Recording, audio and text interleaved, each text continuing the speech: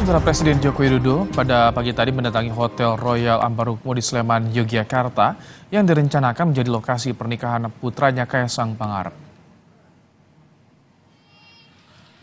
Kedatangan Presiden Jokowi kali ini didampingi sejumlah rombongan menteri, dikhususkan memantau sejumlah ruangan hotel yang akan menjadi lokasi pernikahan putranya Kaisang Pangarep.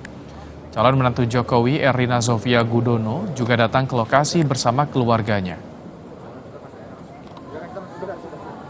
Pak Jokowi,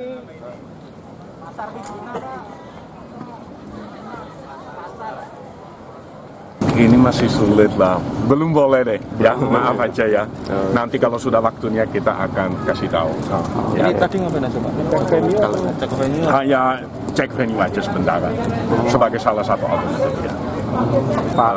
Pak Luhut, Pak Erick Thohir, Menteri Investasi ya Pak Bahlil, sama Mensesnek.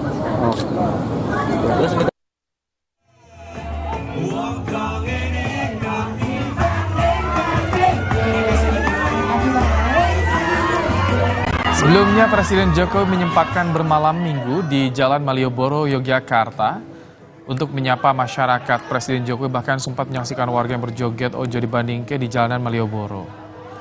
Bersuah foto sambil memberikan bantuan kepada pedagang keliling yang ada di Jalan Malioboro.